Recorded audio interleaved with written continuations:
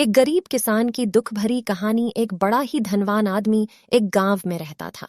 जैसे कि ज्यादातर पैसे वालों को होता है, इस धनवान सेठ को भी अपने पैसों का घमंड था। वह जिस गांव में रहता था, वहां पर ज्यादातर लोग किसान थे। इन सभी किसानों के पास जितनी जमीन थी, उससे कई गुना ज्यादा जमीन इस सेठ के पास थी। कई गरीब किसान तो इसके लिए इसके खेतों में काम करते थे।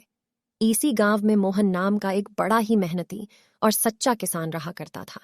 मोहन का परिवार थोड़ा बड़ा था। उसके परिवार में उसके बूढ़े माँ बाप, पत्नी और 3 बच्चे थे, जो अभी काफी छोटे थे। मोहन के पास ज्यादा जमीन नहीं थी, लेकिन जितनी भी थी उसमें वह बड़ी मेहनत करता और अपने परिवार का पेट पालने लायक अनाज उगा लेता था। बाकी के किसान भी यह देखकर हैरान रह जाते कि कोई कैसे इतनी सी जमीन में इतना ज्यादा फसल उगा सकता है। वर्ष उस गांव में काफी ज्यादा बारिश हुई, जिसके चलते कई किसानों की फसलें बर्बाद हो गईं, जिनमें से एक मोहन भी था। अब मोहन धर्म संकट में पड़ गया, क्योंकि उसके परिवार में उसके अलावा कोई और कमाने वाला था नहीं और अपने परिवार को भूखा मरते हुए वो देख नहीं सकता था। वह जानता था कि इस गांव में अगर कोई उसकी मदद कर सकता है तो वह वही घमंडी सेठ है, जिसने गांव के कई अन्य गरीब किसानों को या तो कर्जा दिया है या तो अपने यहाँ काम पर रखा हुआ है।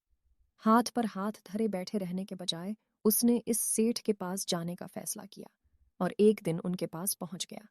सेठ के पास पहुंचकर मोहन बोला, सेठ जी, आपकी बहुत मेहरबानी होगी अगर आप मुझे थोड़ा सा कर्जा दे दें, जिससे मैं अपने खेतों में फिर से कोई फसल उगा सकूं, या फिर आप मुझे अपने यहाँ नौकरी दे दें ताकि मेरे परिवार को 2 वक्त का खाना मिल सके।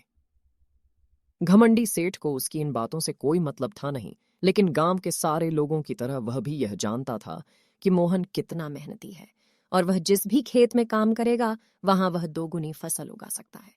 सेठ ने सोचा, अगर मैं इसे पैसे उधार देता हूं तो शायद यह इस स्थिति में नहीं है कि मुझे वापस लौटा सके, लेकिन अगर मैं इसे अपने खेतों में काम करवाता हूं तो मुझे जरूर दुगना फायदा होगा। सेठ मोहन से बोला, देख भाई, पैसा तो मैं तुझे दूंगा नहीं, और मेरे पास अभी खेतों में काम करने के लिए कई किसान पहले से मौजूद है, लेकिन तुझ पर तरस खाकर मैं तुझे अपने खेतों में नौकरी देता हूं, पर मैं तुझे इसके लिए ज्यादा पैसे नहीं दूंगा। बाकी किसानों को मैं 300 देता हूं, मैं तुझे 200 ही दे पाऊंगा। मरता क्या ना करता। मोहन ने सेठ की शर्त मान ली और उसी दिन से सेठ के खेतों में काम करना शुरू कर दिया। 2 महीनों तक नियमित वो सेठ के खेतों में जाकर कड़ी मेहनत करता और देखते ही देखते 4 महीने का काम उसने अपनी मेहनत से 2 महीनों में ही खत्म कर दिया। सेठ उसके काम से काफी खुश था, लेकिन वह कभी उसको यह जताता नहीं था। जब सेठ ने देखा कि उसका खेतों का काम अब खत्म हो चुका है, अगर वह मोहन को काम से निकाल देता है तो उसके 2 महीनों के पैसे बच जाएंगे। तब सेठ ने मोहन को काम से निकालने का फैसला किया। एक बार सेठ को ये विचार भी आया कि इतना मेहनती आदमी शायद उसे दोबारा ना मिले, लेकिन फिर उसने सोचा कि जब अगले साल काम आएगा तब उसे फिर से नौकरी पर रख लेगा। आखिर इस गांव में उसके अलावा है ही कौन जिसके आगे ये लोग अपने हाथ फैलाएंगे। एक दिन सेठ ने मोहन को अपने पास बुलाकर उसको उस दिन का पैसा दिया और साथ में यह भी कहा कि कल से तुमको काम पर आने की जरूरत नहीं है। अब मेरे पास तुम्हारे लिए कोई काम नहीं बचा है। जब मेरे पास काम आएगा तो मैं तुम्हें बुला लूंगा। यह सुनकर मोहन का दिल बैठ गया। पिछले 2 महीनों से कम ही सही उसके बच्चों और परिवार के पेट में अन्न का दाना जा तो रहा था, अब वह क्या करेगा?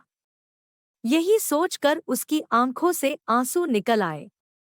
मोहन ने सेठ के पैर पकड़ लिए और गिड़गिड़ाने लगा, सेठ जी, मुझे इस काम की बहुत जरूरत है, मुझे मत निकालिए।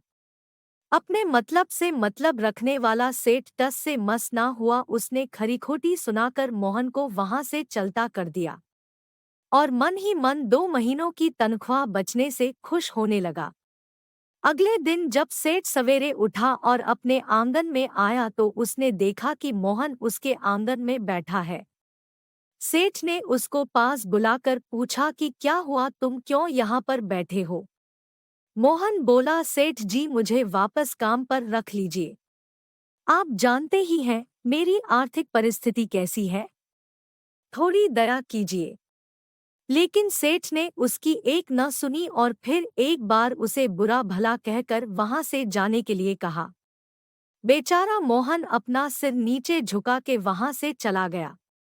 अगले दिन फिर यही घटना दोहराई गई। मोहन फिर सेठ के आंगन में बैठा था। सेठ ने फिर उसको वहां से जाने के लिए कहा। यही घटना अगले कई दिनों तक चलती रही। अब तो मोहन सेठ के हकालने पर भी वहां से नहीं जाता था और वहीं पर बैठा रहता था। एक बार सेठ ने उससे पूछ लिया, तुम कैसे आदमी हो? मैं तुम्हारा इतना अपमान करता हूँ लेकिन तुम्हें कोई फर्क ही नहीं पड़ता। तब मोहन ने सेठ से कहा, बुरा तो बहुत लगता है सेठ जी, लेकिन जब घर जाता हूँ और भूख से बिलखते अपने माँ बाप और बच्चों को देखता हूँ तब यह अपमान मुझे कुछ भी नहीं लगता। इतना सब कुछ होने के बाद भी सेठ का दिल जैसे पत्थर का बना हुआ था। उसने मोहन को अभी तक काम पर नहीं रखा और ना ही उसका ऐसा करने का कोई इरादा था। एक दिन सेठ ने सोचा कि कुछ दिनों के लिए किसी और गांव चला जाता हूँ ताकि मोहन से पीछा छुड़ा सकूं। अगले दिन मोहन के आने से पहले ही सेठ अपने परिवार को लेकर अपने किसी संबंधी के यहाँ चला गया और वहां पर 10 दिनों तक रहने के बाद फिर अपने गांव अपने घर वापस लौटा। घर लौटते ही सेठ ने आसपास हर जगह नजर दौड़ाई तो पाया कि वहां पर अब मोहन नहीं था। सेठ ने सोचा, मेरी तरकीब काम कर गई। लगता है मोहन से अब पीछा छूट गया है। हालांकि अब सेठ के द्वार पर मोहन नहीं बैठा था लेकिन मोहन का विचार अभी भी सेठ के मन में घर कर बैठा था। सेठ सोच रहा था, मोहन इतनी जल्दी हार मानने वाला आदमी तो नहीं दिखता है। उसके साथ क्या हुआ होगा?